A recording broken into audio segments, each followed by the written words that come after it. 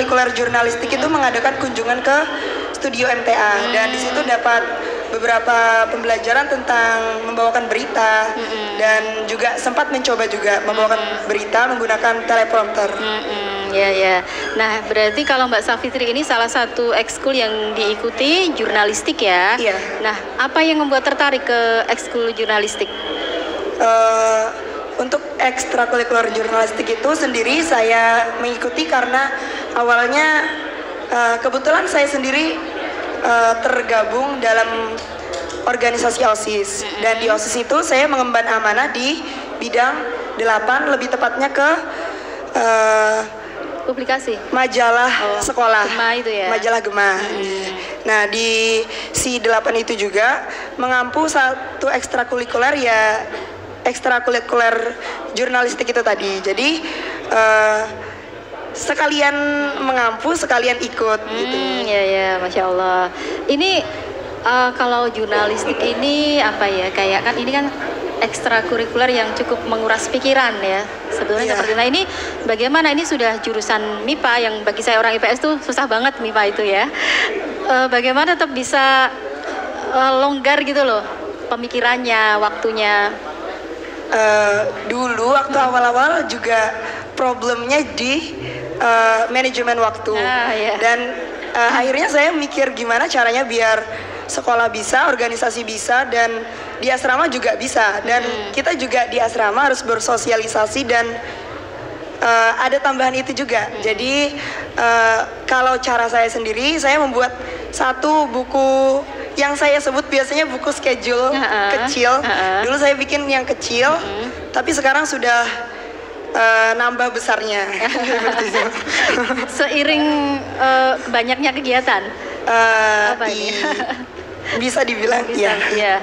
Baik, kalau saya dengar ya dari cerita ini kan memang di asrama itu hampir kegiatan terus begitu ya. Ada terus aktivitas yang harus dilakukan. Memang itu salah satu cara supaya kita bisa memanfaatkan waktu terus dengan baik ya, dengan positif begitu. Kalau untuk waktu istirahatnya kapan sih kita bisa tetap misalnya siang jam berapa, malam jam berapa? Sebenarnya untuk waktu istirahat itu ya sebenarnya kita punya, kalau kita pikir-pikir kita itu punya banyak waktu luang tapi kadang kita menyia-nyiakan waktu. Jadi tergantung mindset yang kita punya. Misalnya kita punya mindset untuk kita memanfaatkan waktu dengan sebaik mungkin, memanfaatkan kesempatan dengan sebaik mungkin. Kesempatan yang datang kita ambil, waktu yang kita punya kita manfaatkan dengan sebaik mungkin. Mungkin memang awalnya susah tapi lama-kelamaan akan akhirnya enjoy. Gini ya. Nanti kalau kita sudah mendapat hasil dan kita puas dengan itu, nanti kayak misalnya kita diam aja kayak ngapain ya? Ngapain ya? Karena biasanya memang ada terus kegiatan ya. Baik. Terakhir ketemu dengan orang tua kapan? Terakhir ketemu dengan orang tua kebetulan baru-baru kemarin karena ini juga baru perpulangan ke asrama. Oh ya, karena lebaran kemarin ya? Iya, lebaran kemarin. Oh ya, baik. Mungkin ada yang disampaikan ke orang tua di rumah? Punya adik di rumah, kakak? Punya adik. Apa nih? Mungkin ada yang disampaikan? Untuk adik-adik saya, semangat menuntut ilmunya, jangan mudah menyerah dan lakukan sebaik mungkin. Jangan terpengaruh dengan apa kata orang, karena yang paling tahu dengan diri kita itu diri kita sendiri. Jadi show yourself and you'll find your shine gitu. Apa itu? Tunjukkan dirimu, kenali dirimu, tunjukkan dirimu, dan kamu akan menemukan dirimu itu bersinar. Karena pada dasarnya semua manusia itu punya kelebihan yang berbeda-beda dan kita punya kekurangan yang harus kita kenali sendiri. Jadi kita bisa memanfaatkan itu dengan baik. Nah itu ya pemirsa dan anak-anak muda ini ya, supaya tetap semangat ini kayak kakak Safitri ya. Baik, ke Mbak Nesa coba. Kalau untuk Mbak Nesa sendiri ini kan nanti beberapa bulan lagi sudah ada adik-adik kelas ya yang masuk ya, yang baru. Nah, mungkin bisa bagi tips ini ya untuk para orang tua, untuk nanti calon adik kelas ketika masuk awal-awal supaya tetap ikhlas masuk ke asrama terutama ini ya, kemudian tetap semangat belajarnya, tidak minder, mau bersosialisasi, apa nih tips-tipsnya? Kalau untuk adik-adik kelas jadi baru nanti, kita kan ya masuk asrama itu kita harus mencari tujuannya apa dulu gitu. Kalau kita tujuannya baik ya kita enjoy aja. Ya tergantung mindsetnya adik-adiknya gitu. Ya. Kemudian untuk mengatur mindsetnya juga, cara bersosialisasinya juga. Kalau kita udah masuk ya kita tuh harus tertantang untuk mengikuti kegiatan yang di asrama tersebut. Cara kita untuk mengatur teman-teman kita kan berbeda-beda gitu loh, seperti itu. Baik, ya jadi awalnya kita harus tahu tujuan kita apa gitu ya, dan tujuannya insya Allah tujuan yang positif begitu. Nah kemudian untuk kadang kan ini ya, kalau awal-awal itu orang tua ada yang kekhawatirannya itu begitu tinggi begitu ya ke putra-putrinya yang ada di asrama gitu. Nah sebenarnya menurut Mbak Nisa sendiri bagaimana ini, seharusnya orang tua seperti apa sih gitu untuk menunjukkan bahwa kita masukkan anak ke asrama itu untuk kebaikan anak sendiri, dan di sisi lain jangan sampai orang tua juga khawatir nanti anaknya kenapa-napa di asrama. Bagaimana mungkin yang ini disampaikan ke para orang tua? Kalau kepada wali murid, untuk anak-anak yang mungkin istilahnya hidup di asrama untuk menunjang masa depan ya, ya gitu kan, anak kita tuh kita bersekolahkan di tempat yang terbaik. Jadi kita harus mengikhlaskan untuk anak-anak kita nanti, untuk untuk ya kita harus melihat kedepannya seperti apa. Di sisi lain kan kita juga harus melihat kehidupan kedepannya. Ini kan di asrama kan juga menjadi pembelajaran kita untuk kedepannya, seperti itu. Ya baik. Jadi ini ya kembali lagi ke tujuannya tadi apa gitu ya, dan jangan terlalu mengkhawatirkan gitu ya untuk anak ya. Betul. Di asrama. Baik. Nah kemudian ketika ada ini tadi Mbak Nisa kan cerita di asrama atau mungkin juga di sekolah itu kan datang dari berbagai wilayah, berbagai daerah, berbagai bahasa budaya. Ketika ada persinggungan dengan teman, mungkin entah itu organisasi atau entah apa hal yang lain, atau di asrama ada yang kayak saling mungkin bertengkar begitu, bagaimana ini mengatasinya? Kalau untuk mengatasi soal budaya berbicara, kita kan memang ya berbeda. Kita tuh tahu dari berbeda daerah kita harus menyesuaikan. Kalau kita misal berteman dengan yang berbisa berbahasa Jawa atau berbisa seperti Mbak Sylvia bahasa Kalimantan, ya tanya aja ini tuh gimana toh cara berbahasa yang baik. Kalau kita mikirnya gimana ya, kalau mikirnya teman-teman pada nggak tahu, ya udah kita harus memberi motivasi, kayak kalau untuk bertengkar itu nanti untuk bermotivasi juga. Ini berdua apakah tinggal di satu asrama? Kalau untuk saya dan Mbak Safitri itu tinggal satu asrama. Termasuk bestie nggak, tiap hari kemana-mana berdua gitu? Kalau untuk bestie ya nggak juga. Iya, tapi deket ya? Ya deket juga dari pas dulu kita pandemi di rumah. Tapi kok bisa malahan pas kan masing-masing di rumah? Iya. Tapi malah bisa deket gimana? Ya soalnya kan kita kan pembelajaran online. Ya kita kan awalnya tanya-tanya dulu, Sylvia ini gimana toh tugasnya, seperti itu. Ini pernah bertengkar nggak berdua?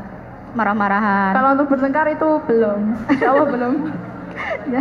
Semoga tidak ya. Semoga tidak. Nah tapi kalau kayak tersinggung gitu pernah nggak? Kalau perkataannya ini menyinggung ini kayak gitu, apa? Mungkin ya awal-awal dulu kan pandemi kan kita sekolah kalau di pandemi kan kita pakai istilah online. Itu masih bisa pakai bahasa Indonesia.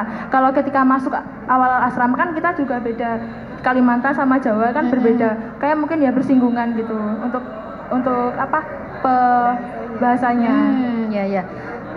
Ini menarik ya, dari ini kelahiran Kalimantan ya. Memang lahir di Kalimantan atau bagaimana? Sebenarnya pinjam mic-nya.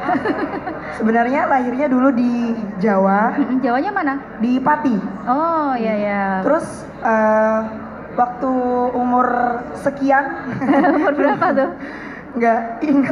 Nggak tahu ya. Pindah ke Kalimantan. Oh, jadi otomatis bahasanya ikut sana. Iya, dan besarnya juga dari kecil di Kalimantan. Jadi bahasa yang dipakai di sana itu bahasa Banjar, tapi di rumah itu orang tua biasanya pakai bahasa Jawa, tapi anak-anaknya, saya dan adik-adik saya itu berbicaranya mostly kebanyakan itu pakai bahasa Indonesia. Jadi di rumah pakai bahasa Indonesia, tapi mengerti bahasa Jawa dari orang tua dan tapi di lingkungan juga berkomunikasi dengan teman-teman itu pakai bahasa Banjar. Oh gitu. Jadi ya makanya waktu pindah ke sini itu ngerti bahasa Jawa, tapi kalau misalnya mau mengungkapkan menggunakan bahasa Jawa atau membalas itu kayak nggak pede?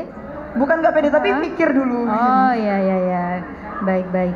Tapi menarik juga karena dari budaya Kalimantan dengan Jawa bisa jadi sahabat gitu ya. Iya, itu gimana menurut saya itu kelebihan dari asrama. Kadang kita mikir kayak asrama itu tempat yang mengekang banget, kayak nggak seru banget.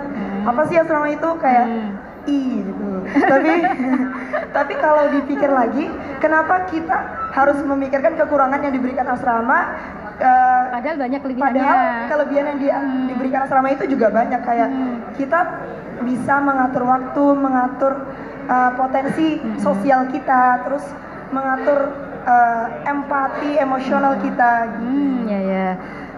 Apa namanya, ketika awal-awal di asrama ini ya biasanya diajarin bagaimana nyuci baju, itu juga ya, nyetrika gitu nggak? Oh iya, kebetulan waktu itu saya pertama kali belajar semua itu di asrama, dan itu yang mengajarkan itu teman-teman saya. Jadi waktu pertama kali kesini itu saya nggak mengira kalau di asrama itu ada cuci bajunya manual.